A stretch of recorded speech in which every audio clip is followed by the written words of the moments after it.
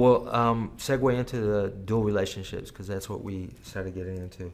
And again, to reiterate that, it says avoid relationships with the client that could impair professional judgment or result in exploitation of the client. Dual relationships is one of my favorite ethic topics because I've had the most challenges with it and have stretched and learned and grown from it. And I think just like with any of these ethic topics, the more that you have experience, that's where you're going to make decisions. Then you might contradict your decisions from 2 years ago. I went into dual relationships, and then based on some challenging experiences, I stopped all dual relationships for years. And then I went, okay, I'll enter into another. And I started dual relationships. And now I'm just much more focused based on my experience of things that will be beneficial. For instance, a dual relationship, as we all know, is a relationship that we have with our client that is outside the therapeutic relationship. It could be a personal relationship. It could be another business relationship. So it could be that there's a friendship involved, a family involved, family relationship. It could be that there's another business relationship that you have with that person. It could be an education, a teacher, and so forth. So we need to, when we're possibly going to enter into it, we need to hold that boundary, not our client. So if all of a sudden our client asks, let's say, for another relationship to come to be developed, we have to take a pause. Not like, oh sure, because there's there's a personal reaction. Oh, you want me in this environment in your life? Oh, of course. We need to take back and take a pause. What I mean by that is to say to the client, I hear that that's a request from me. Let me think about it and I'll get back to you. And what I mean by that is very positive to start thinking about the possible challenges that you may have down the road. And I'm not at all focused on looking at from a fear-focused standpoint, but it's very good to know, how would we handle these situations? How would I handle them? How may the client handle them, which you don't know for sure, there's no guarantee, but you might have an understanding based on having the relationship with the client. If they talk about some of their relationships in a complicated standpoint that where maybe they'll state that they've had some relationships with people and they're adamant about not having it, and then all of a sudden they come back the next week and now that they're their best friend, and then the next week they come back and they're their worst enemy, you might know, it might be a little challenge if we happen to have a disagreement about something in our dual relationship. It's good information for you to go down. The other aspect of a tool that I think is vital, being a psychotherapist, being a body worker, is using our bodies. What I mean by that is I sometimes say to myself, would it be beneficial to have a dual relationship with this person? And I say the word yes, and I register what happens in my energetic solar plexus area. Is there an expansion? To me, my body knows, there's a flow there. Or if there's a quick contraction when I say the word yes. Or if I say the word no, is there an expansion and contraction? It's an aspect of also, trusting your body. Even though I did that years ago when I was in relationships with some girlfriends, and I said, should I break up with her? Yes. And it took me 6 months, to do it, So even though the body knows, the mind doesn't catch up sometimes with it, right? But I think that that's one tool that we can use. Also having discussions with your client. This may come up. If this comes up, how do you think we should handle this? So having discussions with the client is very important to know the possibilities. I'll give you an example that was interesting that is a dual relationship for both massage and psychotherapy for me. When I finished my master's degree in counseling psychology, I needed 2,000 supervised hours and to get licensed. So I decided to ask one therapist in the area that I thought was a very, very good therapist and to be my supervisor. He happens to also be one of my closest friends. according to the board, that's a no-no. And if the North Carolina counseling board is listening, we'll erase that part of that. So, and there's no name, so that's fine. And so we decided that, okay, if we run into challenges, we'll discuss it. I needed 1 hour of supervision for every 40 hours of work. So that was like once every 2 weeks, 1 hour of 2 weeks. I half jokingly said to him, do I need to pay your full rate? And he said back to me, no, you don't. I want a massage instead. Trade. Another layer, dual relationship. And I was like, great. He also happens to be the landlord of my building. Another layer. And so he also works in my building. And there was a time years ago, this was 6-7 years ago, when doing the counseling work, both of us would take late clients, a couple clients. We both lived far away from the office. I live about 50 minutes away from the office. So I would sleep at the office that night. At my personal disclosure, I have an arrow bed in my office and sometimes sleep in my office. So on a particular night, we both would finish late, 8, 9 o'clock, go out for dinner, and come back to the office, spend the night. One particular night, we went out for dinner, came back, and about 11 o'clock at night, I said to him, hey, don't I owe you that massage session? And he said, yeah. I said, do you want it now? And he said, sure. So here we are, 11 o'clock at night, I'm getting ready to massage him, and I look at him, I said, hey, what do you think the board would think of this? Here I am massaging my supervisor, and we're gonna have a sleepover. How do you think that's gonna be? It was fine with us, no problems. But as you can see, the more layers that also you put on it, the more challenging it can be. So that's something to think about, is based on what may happen, you might go, a lot of cons to that, or well, a lot of pros. And then based on your experience, you'll make those decisions. For instance, this hasn't happened to me, but I like this analogy. If I'm massaging a client and I want to buy some property, and my client is a real estate broker, I don't know any other real estate brokers, she's a good person, trustworthy, might as well give her the money. If I enter that relationship, and let's just say that she forgets to dot an I and cross a T during my property transaction, and I lose $5,000 because of it, I don't know about you, but me, I might have a hard time giving her a loving and nurturing massage the next time I see her. So I just tainted the professional environment. I just skewed my impaired judgment because of my benefit. It could also be reversed.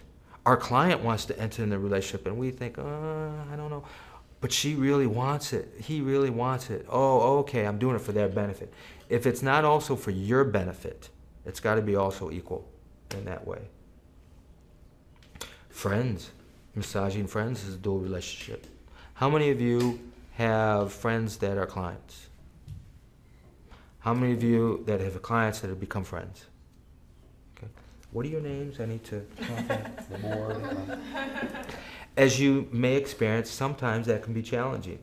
Especially around our boundary issues. Most massage therapists, and we'll talk about, I think the number 1 and number 2 boundary issues for us, number 1 and number 2 boundary issues, is fees and time management.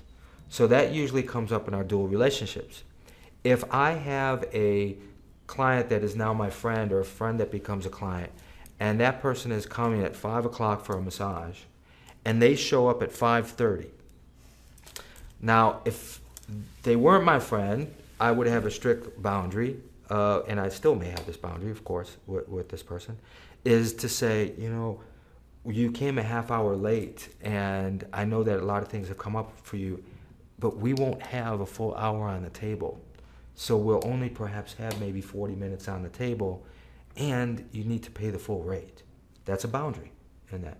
Now, this person is your friend. For you to say that, we're not going to have this full hour, and you need to pay my full rate. Oh yeah, and after the massage, you're actually taking me out for my birthday and you're paying for my dinner. That's going to be interesting, right? To see how good that dinner is going to go after you charge them your full rate but didn't give them a full hour. That's what I mean about the aspects of that can be challenging around fees, time management, and so forth. Dual relationships are also with, I'm a licensed counselor and a licensed massage therapist. A dual relationship would be if I combine those two modalities, even if it's separate, which ethically, especially with psychotherapy, it's not ethical to combine those modalities. It's not within the scope of practice also. But let's say I did that at separate sessions. I'm creating a dual relationship, which can, it can be very beneficial from a healing standpoint. Bodywork and psychotherapy go hand in hand in many ways, but because I'm doing it as the sole provider, issues that come up in transference and counter-transference, that is one of our topics that we'll talk about, right? Unresolved past issues, especially around authority figures, mom and dad and so forth, comes into our sessions as a massage therapist and as a counselor, comes in this session. Counter-transference is when we bring it into the session, which happens frequently. I'm now adding to that counter-transference and transference by combining that dual relationship in that way. So that's why, again, it can, we need to avoid where it can impair the judgment, or if it's exploiting the client, I have to look at, is this relation exploiting the client? Meaning, a dual relationship, what could be an exploitation? I don't know. I'm a massage therapist and my client says to me, you know, I really need to exercise my right arm a lot. That's where my injury was. And maybe I would say to him, which I wouldn't, but I would say, you know what? I can help you with that. Why don't you come over to my house Saturday and paint my gutters? That would really help your arm. That might be a little exploitation there, right?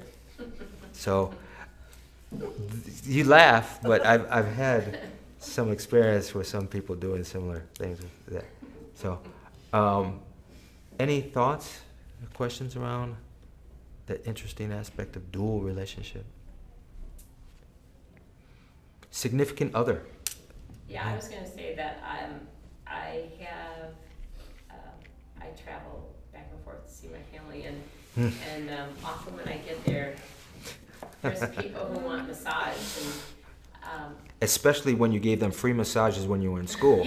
yeah, and it seems my boundaries have gotten more firm in regards to what I do and what I don't do, which I didn't know would happen. I thought I would probably just be more giving, but I have set up more stringent boundaries around that. So.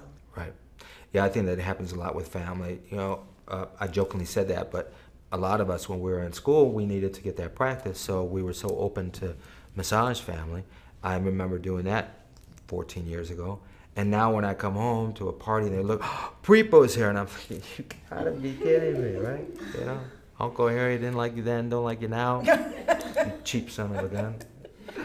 So, you know, that comes up. I think it also comes up around significant others. You know, there's an aspect, of course, that we learn in our ethics that we don't taint the energy of our room from a sexual standpoint.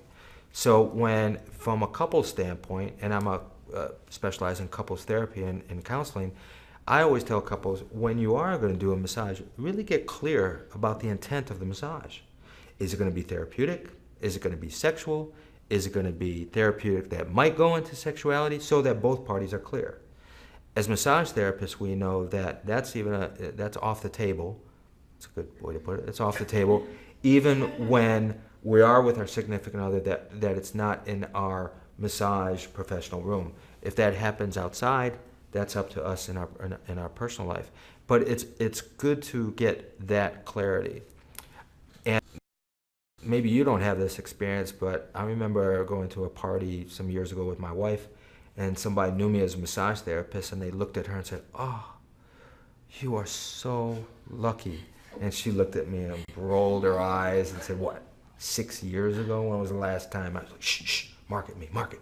I think that that's one thing that we do as we become a massage therapist. Maybe early in the beginning, it was, oh, of course I want to help my husband, my wife. She worked so hard. But after some years, you know, what's that old adage? The cobblers, the shoe cobblers, Cobblers' kids have no and no shoes. shoes. I think that pertains to our profession in some ways also. And even massaging your significant other, being a dual relationship, your partner, it can also influence your personal relationship. My wife and I, we met at Esalen Institute. We were roommates. We were the only man or woman placed in a single room of 120 people. I love that thought of, I wish I had a time machine to go back and introduce myself that day and say, you know, we're going to be living together from this day forward for the next 17 years. Be nice to me today. You know? But when we were the first couple months and at Esalen, massage is a big part of Esalen. It's a human potential learning center, it's a retreat center, so there's many other things that go on there that's very beneficial. But I remember from the massage standpoint, 3 or 4 months that I was there, I finished the massage certification and I wanted to massage her as part of my practice. And she told me that she didn't like to fall asleep during massage. Okay, whatever. I'm massaging her 20 minutes into it and she's out. How was the massage, huh? Oh, well, you know, I don't like to fall asleep. And I'm like, yeah, whatever. The next time, she's out. How was the massage? Well, you know, I fell asleep. And I said, and my personal regression came up, and I said, you know, people think I give a really good massage. I don't know, you know, that alpha beta stage is so healing. You know, there might be something wrong with you, you know, and what are you gonna do, fall asleep on me tonight when we're together? And I could feel this like little tension happening. Lasted 6 months. No, it lasted just a little bit, but because of that dual relationship, even that energy came into our relationship. And then the third massage that I gave her, I was walking around the table and I was banging it with my knee. She did not fall asleep at that one. She was getting woken up several times. So, you know, dual relationships are interesting. Any? How about when you're looking at bartering? If it's a brand new relationship, Yeah. so it's not a dual relationship for either person, and if you're looking at things like psychotherapy or you Yeah. know, what's a good?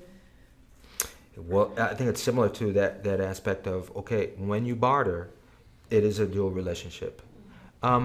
It might not be a dual relationship if you barter for a material item, right? If I barter a massage for a broken vase, you know, or well, I laugh at the broken vase because there was one time somebody wanted to barter Chinese rugs with me, and they were $1,000 rugs, but he only wanted like 4 massages for it. And I didn't like the rugs. And so I was like, I don't like your rug. You know, I'm sorry. But there was this really cool broken vase that he had. I said, but I'll do it for that broken vase, you know. And so it's the material part, I think, is a little different than a service. And a service is usually a profession that we might have, you know, hairstylist, or even when you barter for your wife being a hairstylist, and now you're getting another person involved, and which can work out fine, and it can be challenging. So one is getting really clear. Barter is a very good process, and it can be challenging because with massage, that's a trade, massage for massage. A barter might be a material good or another service. So with that, in a massage trade, I know what I'm getting. I'm getting a massage. I might get a good one, I might get a bad one, but I know I'm getting a massage. I don't know what I'm getting for carpentry work. You know, I don't know that if I trade to put a doorway in my house, that when it's finished, if I walk through it, I might have to walk through it with my head kinked like that, and then I call up the carpenter and say, you need to come out and make this better, and this has happened to me. And he says, no, I did it to specifications. Now, where are we? We're in a conflict. And what happened in my circumstance was, because of that conflict, I wanted him to come out to refurbish it free of charge, because it wasn't to my specifications. He said it was to his. He then no longer would decide to be my massage client because of that conflict. So that variable can come in. So, and from an ethics standpoint, barter, you all put that out as income on your income statement for the IRS, right? Everybody gets a little, yeah, exactly, barter does that. So barter is an interesting dual relationship. It's a dual relationship when it enters, especially the service. Yeah. And again, it just is a void if it impairs judgment or exploits the client in that way. So, any other experiences or? I've often found that our problem, my problems with my significant other around massage, boundaries there, can actually be solved with barter trade. Wow. Like, he has like something that I want to learn. Like, he will teach me like software for like an hour, and then I'll do like an hour of massage for him. Wow. So that, first of all, I feel like I'm getting something back, so there's no like resentment there. And second of all, so that there's a time and a place for like me to work on him, not just like constantly. Right. Right. Yeah. Good. Mm-hmm. What I also put about barter with dual relationships is you have to also be careful if some of the barter is going to be in the future. For instance, sometimes we do package deals, right? And I've had the experience, and other people, I've heard stories where that didn't turn out so well. I bartered one time for psychotherapy, and I don't do that any longer. It's a real ethical sword with bartering with that. But it happened to be around videotaping. I wanted one of my workshops videotaped. And we decided on the amount, because that's another aspect of barter. Is it hour for hour, dollar for dollar? You know, people have different rates. You need to decide what's comfortable for both. And we decided on the amount that would be the taping of a 3-hour workshop. And the workshop was in November. We started the relationship in July. And there was 9 sessions of my barter. As we got up to the November date, which was almost 9 sessions, it was time for my half of the barter. And I gave the 3-hour workshop, and the next day, the videotape person said, I don't know how this happened. I must have had a bad tape, but I only got a half hour of your workshop, of you speaking. Now, if she wasn't my client, I would probably respond differently. I wouldn't respond with a nice breath and talking to her in a way that I also knew some of her issues around some things personally, because I'm still her therapist. And that became very difficult for me, because now I already gave in my part of the barter, and our bargain was now changed. We had to now rearrange it for me to be satisfied. So the original intent, I did not get it. Another massage therapist told me when they bartered for a website, and they did several sessions up front. And when the person did their website, the agreement was the massage therapist would be able to get in easily and change things. Well, the way that the person did it, they couldn't get in easily and change things. And now they were left with already bartering several massage, and their part of the package wasn't. And that's what I mean about experience. When you have those experiences, you might make more informed decisions in the future how you go about a dual relationship or bartering. So my experience was with bartering and trade, like as limited as they have been, I've just decided that I don't want to do that anymore. I'd rather pay someone for a massage and have it be done, have them come see me, pay me. I just like, because I am so busy and I value my time and my energy so much that that's just my preference, and Right. It makes me feel more comfortable and that everything is like done. it is cleaner. Yeah. It is a I like cleaner it. process. I know for me, if I'm bartering a trade, there's times where I may, or the circumstance where the person may pile up their side of the trade, and I'm thinking, please, will you call me and get it done? With them, they love knowing, I love knowing I have 5 massages coming, and I'm thinking, get the debt off of my back, or because, and what happens if somebody moves, they get sick, or ill or injured, and they can't perform the trade. So one piece of advice that I have around barter, get yours first. I know I'm good on my end, but that also throws in the mix. So with the aspect of the financial agreement, the fiduciary agreement of that is much cleaner, much cleaner. With one of the therapists that I trade with, we always make both appointments at the same time. Good. So we have it set up so within a 2-week time frame, we're both getting a massage. And that way, it never lags on and on, because I've had those too, and that's not fun. Right. That's what I'm getting now, and it's funny because we had a trade where I had like stored up one for a long time. Oh yeah, I was like, Right. like yes. And I was like, oh, we had to go get it. But yeah, the scheduling the appointments at the same time has really been effective. And I think sometimes what happens with a dual relationship in that is that when we're not really delineating even the confidentiality, like if we're friends and something is disclosed in a session, sometimes we don't have the memory to know, wow, that was actually in a confidential setting. And we might blurt that out to our friend who was our client among other friends and totally forget that it was said in that session because you spent so much time with this person, you're not sure where that was said. And that's also where some of the aspects of dual relationship are challenging, just around even holding confidentiality. And again, the more that you experience it, the more that you'll have your experiences of it. So. Okay, let's go on to, when we talk about scope of practice, because that's an interesting one. To me, that can be a gray area in many aspects.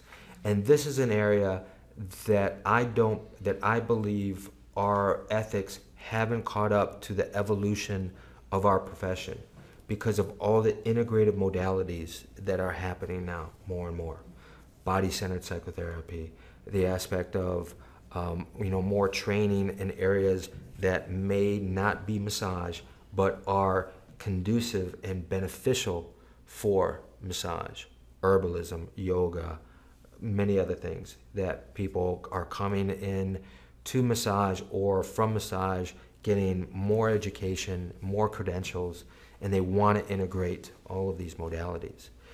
Basically with scope of practice, the scope of practice is what you are trained, and it specifically says in the North Carolina rules and regulations is provide only those services that they have the training and practical experience to perform that are designed to benefit the health and well-being of the client. That's on page 11. So the topic says in the beginning, in the practice of massage and bodywork therapy, licensees shall provide only those services that have the training and practical experience to perform, and they are designed to benefit the health and well-being of the client. To me, this is not as clear. I'm asking, well, does that mean that it's only in my massage training that I'm trained in? What if I'm trained in something else? Psychotherapy. I'm trained in psychotherapy, but if I perform psychotherapy in massage, I am way beyond my scope of practice. So this is where it becomes interesting. So my interpretation is delineated that whatever in your massage training, your certification program, and your continuing education training is what you're able to perform in your massage session. If you have an outside training, like in herbalism, it's very gray if you're a certified herbalism to bring that in your massage session. You have training in it, but you weren't trained from a massage and bodywork standpoint to bring that in. Now, some programs have that in their certification program. There was a school in the area that is no longer in existence, but they had like 30, 40 hours of herbalism in their massage program. In this school, you have yoga training. So it's part of your massage certification. So what you learn from a yoga standpoint, you are able to bring that in your massage session. It's great if you have a yoga certification outside of a massage school. Can you bring that in your massage session? According to this, it's really talking about what's from a massage bodywork standpoint.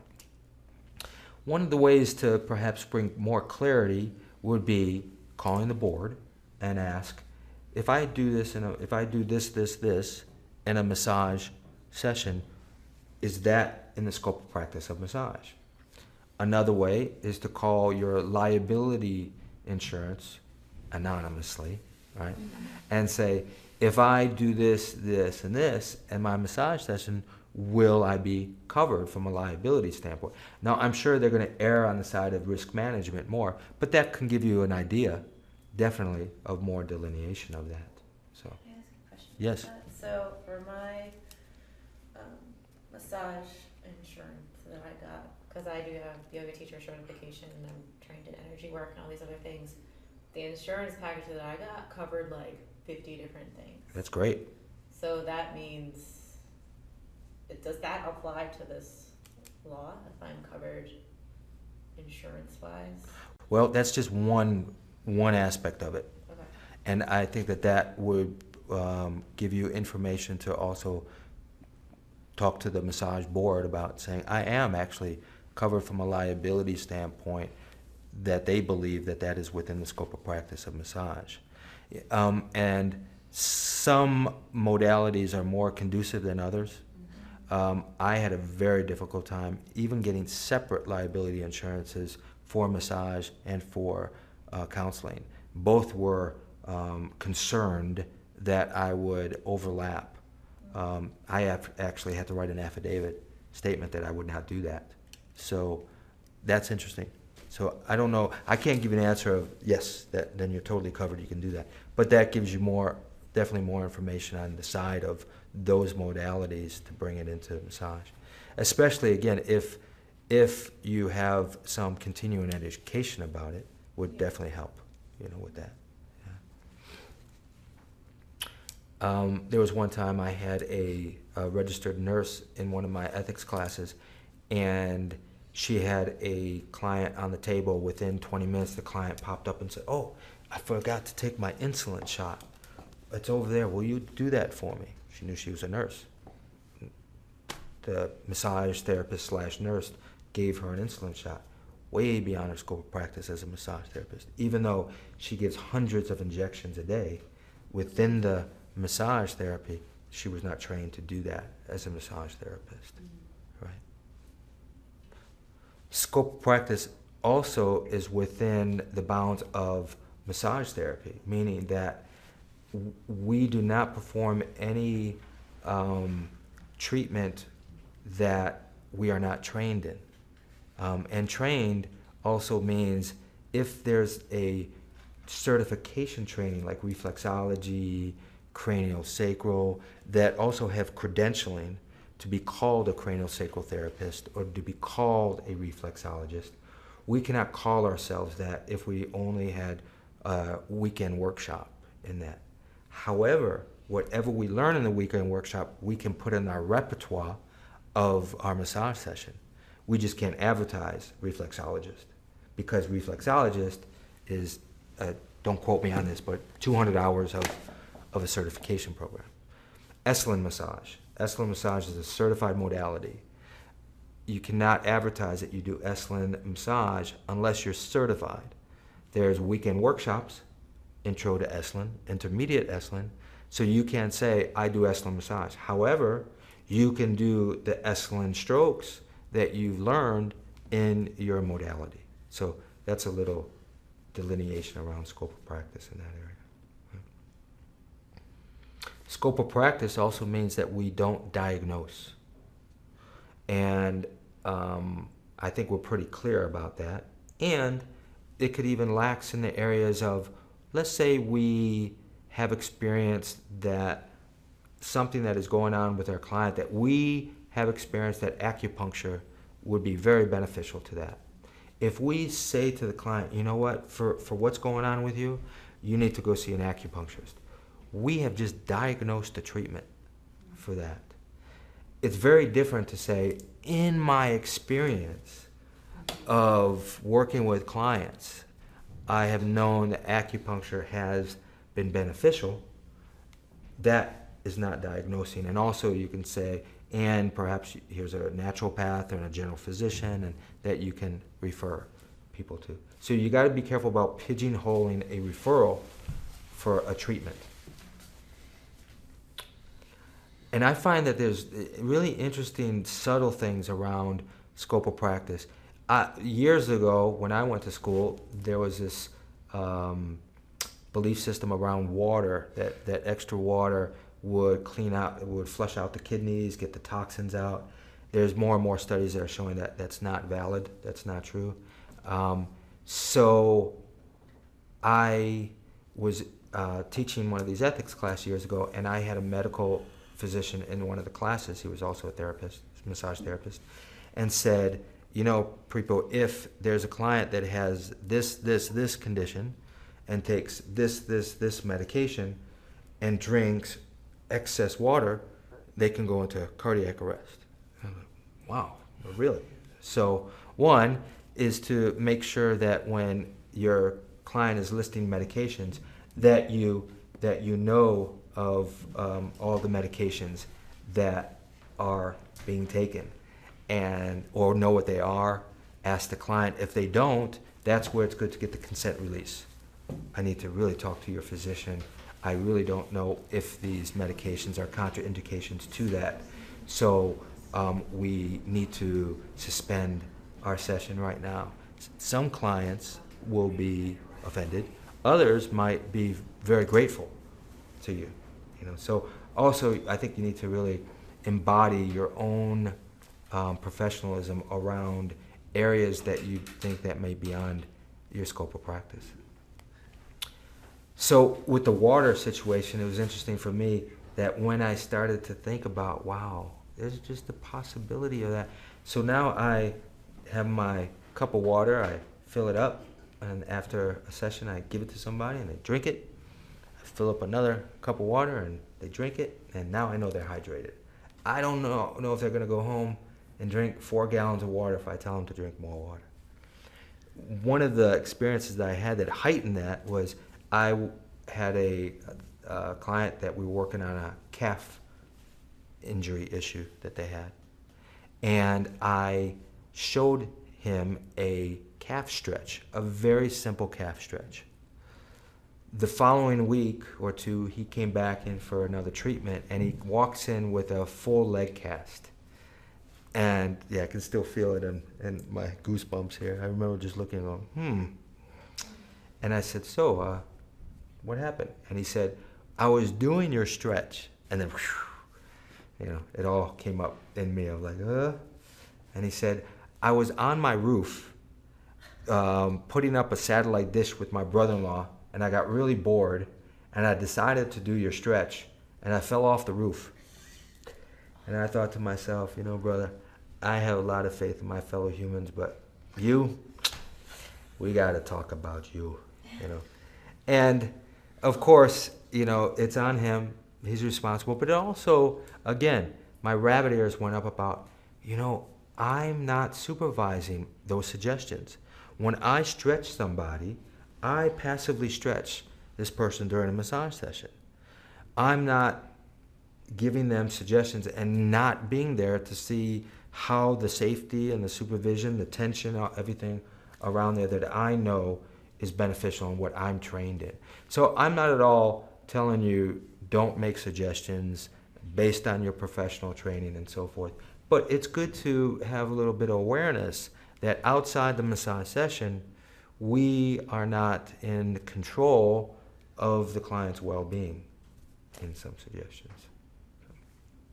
And isn't it part of our responsibility to, and this is just my own personal theory around healing, is that people are responsible for their own healing, and we as massage therapists can be facilitators for that, but it's also important to instill in them the belief that they need to start listening to their own body so that they can Absolutely. take care of themselves outside of when they see me. Because like when Absolutely. I recommend structures, I'm always like, well, listen to what your body is telling you. Right. And I feel like you're giving them a valuable lesson, and it takes the responsibility off of you, because it's really not yours, like our Right. ego tells us that it is, but it really No. isn't. I agree. What you're saying is very accurate. And we've got to be careful of, let's just say our client had an ankle boot on that their physician gave them for some injury. We look at it and we say, I think you could take the boot off, but listen to your body about it. That's where I think is beyond our scope of practice, without saying to, calling up that physician and saying, I'm seeing a lot of progress in that they haven't seen you in 2 weeks. What about keeping that boot on? That's what I mean about that little edge about a scope of practice that's within our training, as opposed to, the suggestion that you made. This is what I think would be very beneficial to you on stretching and so forth. And absolutely trust your own body, listen to it, know when you're at a limit, don't go beyond that. Look in your environment for the safety and trust around that. Yes, of course. And we got to watch the aspect of, there's times where the counter-transference comes in. Our client is really wanting to heal. So sometimes we just might make suggestions that may be a little bit beyond our training or our scope of practice, just because we read an article, or just because other clients have had good results in that. We have to be careful about how we make those suggestions. Yeah. And you're right. Our job is to help empower clients. That's what we're there for. We're not there for our clients to come in for us to do all the healing. We're here to be a facilitator and conduit of healing energy. And so we know that one aspect is to empower our clients to be able to take care of themselves in their own healing process.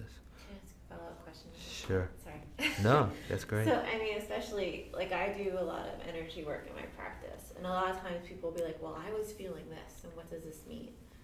And I'll say, well, and I'll be like, well, from my training, this is what I've been feeling. But if you want to read more, like, I suggest readings about books about chakras and things like that, so that then they can then learn about it themselves and then ask me about it later if they want, so we can have a dialogue about it. Is that... That's great. No, that's within your scope of practice. It's Okay. within your training, especially because I'm sure the readings that you're giving them is your training readings, Yeah. not something that you haven't read and so forth. So yes, absolutely.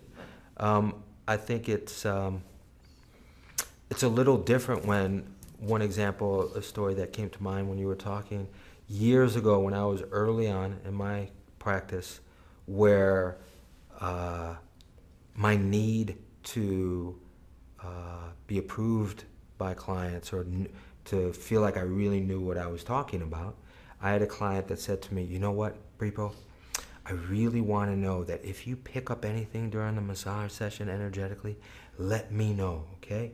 Really, let me know. And so, okay, I'm going to let you know. And I'm massaging this person and picking up. All I was picking up was bridges. When I was massaging this person, in my imagery mind, I was picking up bridges, blue bridges. So I said to this client, I'm just picking up bridges, blue bridges. For weeks, I was getting voice messages, literally 15 to 20 voice messages. People, I know what bridges mean now.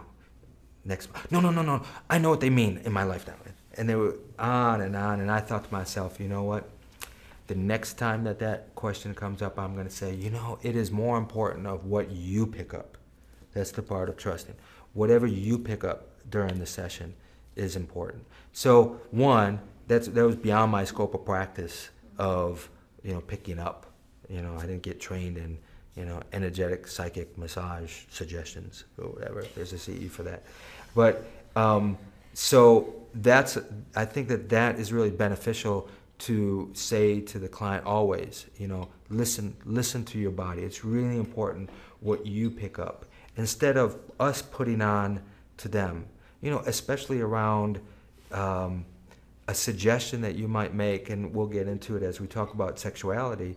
We have to be really careful about instilling or installing projections and counter-transference onto our client. I had a student once tell me that even in a massage school, when she was a demo, that one of the teachers told her that, I'm picking up that because of how you responded and reacted to these strokes, that you might have been sexually abused. Way beyond scope of practice and ethics around that. That student never even talked about that. So, even though it was something that practitioner thought might be beneficial to the client, that was way beyond from an ethical standpoint to even suggest or plant that into somebody's mind.